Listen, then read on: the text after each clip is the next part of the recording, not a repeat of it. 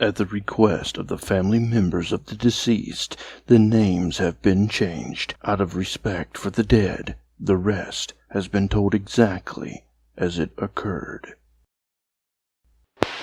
Interview transcript of Jacob Wingate. Reporting officers Detective Richard Kerwin and Detective Adrian Wozniak. October 25th, 2011. Richard's just laying out a digital recorder on the table. We'd like to make an audio recording of the interview if that's okay with you. Just to clarify, you're not under arrest. You're free to go anytime you wish. Just listen to us. You don't have to answer any questions and stuff like that. We just want you to relax and open up to us. We're not going to jump on you and give you a hard time or anything like that. We're here to let you talk to us, or to talk to you a little bit about how you've been doing and how you are feeling. I have a feeling there are things on your mind you need to let out, and I'm going to give you that opportunity. It's pretty clear that something real heavy is bothering you. I imagine things have been real tough for you as of late. Yeah. We understand that. Your family is worried about you. Your parents, your brother and sister. You self-committed into a mental health institute. We're told you became catatonic.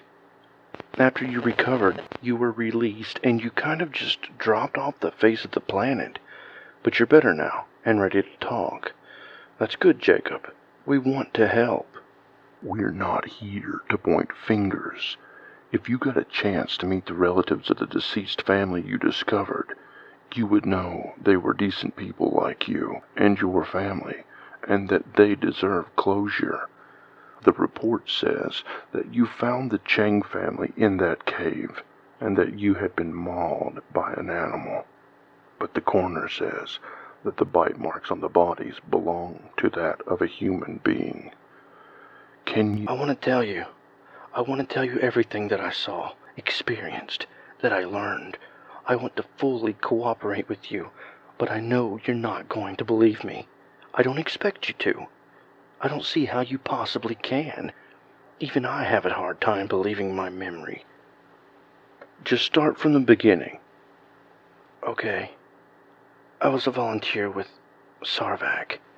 That's the Search and Rescue Volunteer Association Canada. Right.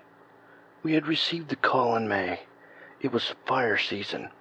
I'm sure you remember that. Huge amounts of land were burned. Communities swallowed up by flames. Plumes of smoke drifting across the country, even down into the United States. I remember the fire bans that were set in place. Fire permits were canceled. No open flames of any kind. Hefty fines were handed out to violators. Tell us about the call that was made that day.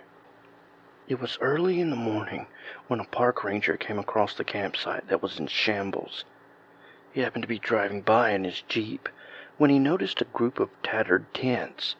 The windows of the SUV were shattered. The ranger thought it looked like a possible grizzly attack. The parents, 2 daughters and son, were nowhere to be seen. There was no blood? No animal hairs or prints? If a predatory animal attacked them, there should have been something. I know. In National Park, it could have been any number of things. Bears, mountain lions, wolves. Tell us about when you arrived. It was still morning when we arrived at National Park. Even though the sun was rising, we couldn't see it because of all that smoke that the wind carried in. The sky was still dark and gray. In the past, people have gone missing. Hikers, seasoned outdoors people, old and young. Sometimes it was a case of someone straying off of a path or making a wrong turn, but for the most, they would be found alive and shaken. But something seemed different about that day. There were multiple teams of people dispatched throughout the park, on foot, with scent hounds, horseback, jeep, helicopter. Hiking trails were searched, main roads, back roads. We had people going through the brush. The report says You discovered a cave about 10 kilometers south from the campsite. Yes, it was an undocumented cave. No one had known about its existence until recently. My team had been in charge of going through the brush on foot. The dog handlers were arguing among each other. It was because the dogs were acting strange, like something had spooked them. They were whimpering and whining with their tails stuck between their legs. Some of them were even hiding behind their handlers. It was very bizarre. The dogs seemed sure about the scent trail, but as soon as we got to a certain area, they recoiled in fear. What can you say about the cave? The cave. How did you find it? At the time, I had entirely failed to notice where I was going exactly.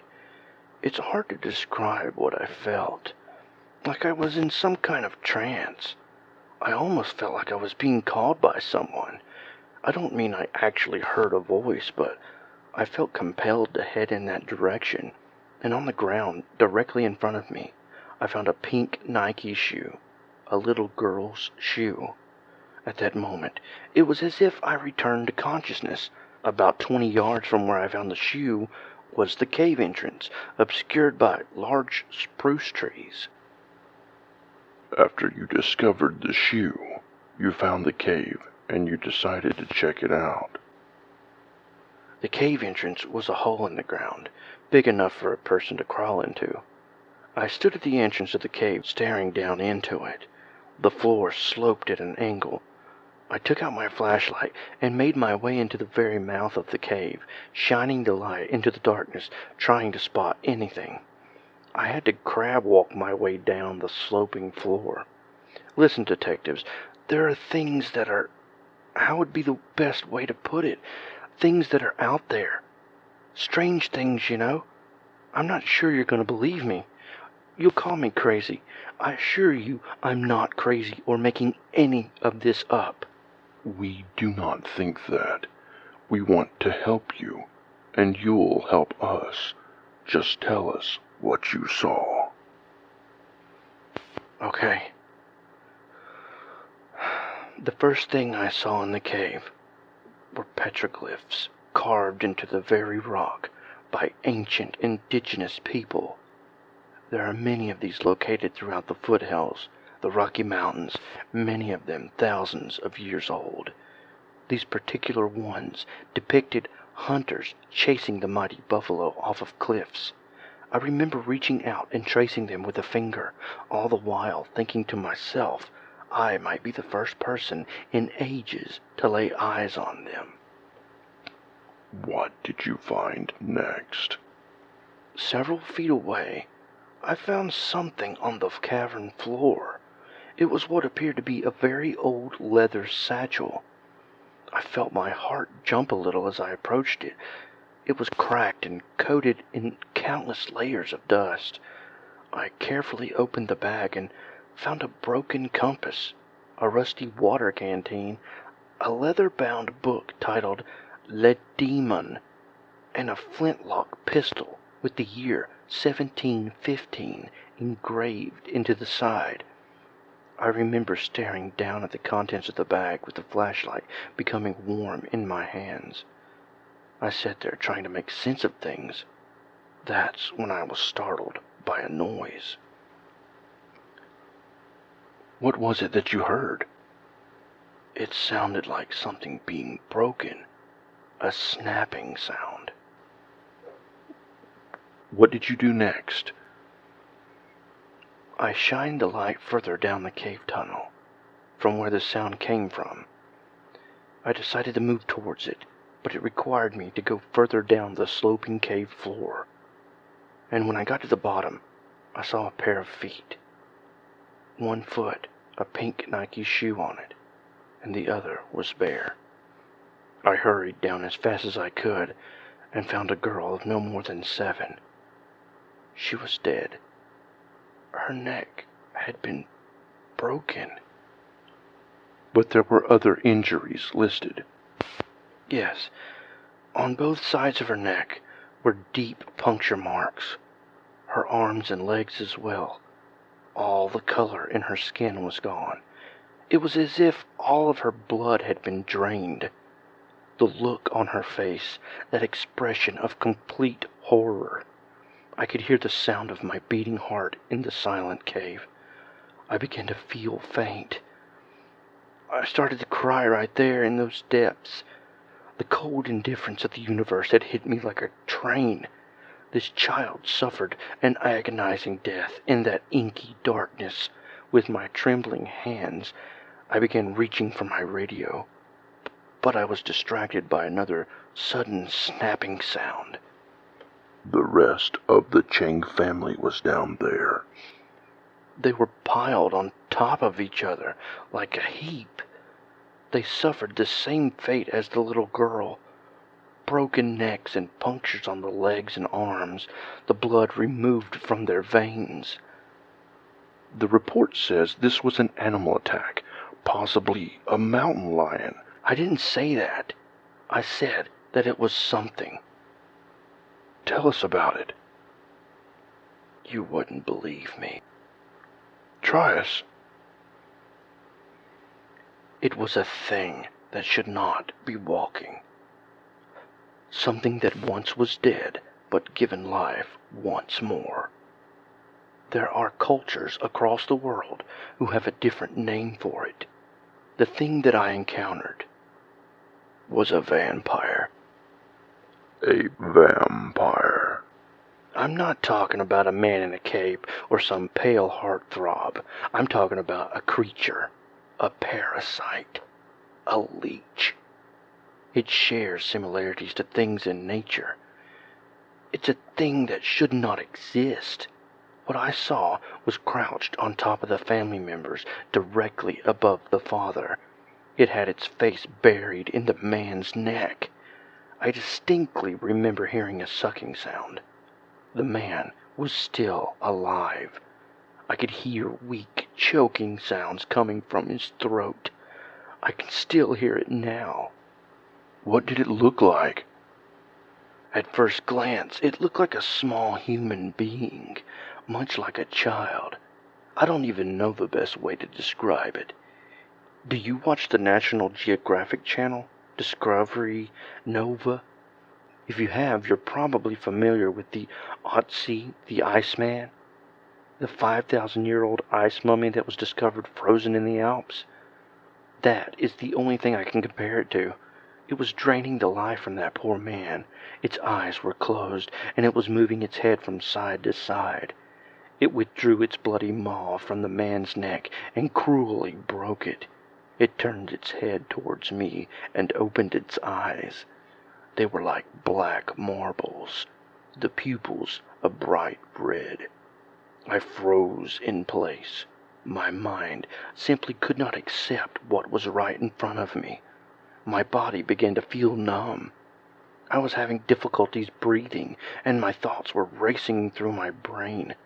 Primal fear had taken over. It was that very fear all of us inherited from our ancestors, the very ancestors that would have been scratching the dirt, very mindful of the day hours left, because the night was dangerous. That was when the beasts would come out, stealthy like phantoms. You would never know they were there until it was too late. Now and then, someone would sleep just a bit too far away from the fire and be pulled away into the long grass. Their agonizing screams would fade into the night. I think that maybe human society is like a little bubble that we like to surround ourselves in. We surround ourselves with light, noise, and other people to keep out the cold, dark, and the unknown that exists on the fringes that forms the wider universe. We shun the notion of an otherness being out there, beyond the human world, waiting to come in. Maybe the reality we live in is a dark and capricious universe that allows these things to exist. Perhaps one day you're just going on about your everyday life, and the universe just points at you and says, "Oh, there you are, curious human being. I've been looking for you." What happened next? The next thing that the creature did was stand up, bare, its sharp teeth like a feral animal. It cocked its head and smiled at me. It started to speak. It talked to you. At first, it was an incomprehensible whispering gibberish, but soon it became clear. What did it say? I am the past. You are the future. What does that mean? I don't know. The thing took one step towards me. In a desperate panic, I drew my emergency flare gun and fired directly at the thing. The whole chamber was lit up with a blazing red light from the sizzling flare. A moment later, I realized that the creature had actually caught the flare in one of its hands and was holding the burning flare. I bolted out of there. I scrambled back up the cavern and tripped out onto the surface. A beam of sunlight broke through a clearing in the smoky sky. Next, I made contact with the rest of my team and told them about the family down in that cave. Armed officers made their way into the cavern. They found the deceased family, but there was no sign of the creature. That thing is still out there. I don't think you can hunt it down and kill it. Is there anything else you can say? Yes. I spent some time looking into the history of the park. Back in 1985, a team of geologists discovered a hidden burial chamber at the base of one of the mountains. Inside that vault was what appeared to be some kind of box, a stone and wooden coffin, radiocarbon dating places in the 29th century BC. Nobody knows who the coffin was meant for or what happened to the remains. Ever since that encounter, I can't help but glance over my shoulder, always expecting that thing to appear behind me. There are nights where I wake up screaming from a reoccurring nightmare. Tell us about this nightmare. I find myself walking on a long stretch of shore next to a lake, sand edged by surrounding forest. I know this lake. I used to frequent this place with my family when I was younger. There were campgrounds and hiking trails surrounding the lake, but this time I was by myself on the lake expanse of the sand. It was autumn, and the sun was low on the horizon, just peeking over the edge of the lake. Everything was basked in the orange glow of the setting sun. There was a bitter wind that was whipping sand around, and I had to place my hands over my eyes to keep sand and other debris from getting in there. At first I thought I was all alone on this lakeside beach, but I glanced behind me and found that I was in fact not alone. In the distance, there was a person who was, from what I could see, making a great effort to catch up to me. I stopped to let the person catch up, but something wasn't right. Despite the person apparently running towards me, he or she made no progress. The distance between us was not closing. I guess apprehension took over me because I decided to start moving, and that's when I heard something. It was like an electronic mewling sound, like a bass note from a synthesizer. It was coming from behind me, from that person. I looked behind me, and I really wished I hadn't. There was something different about the person now. It was the motion. It was like the person was having a violent body spasm. The limbs flailed about wildly. The person bent at the spine in ways impossible without breaking it.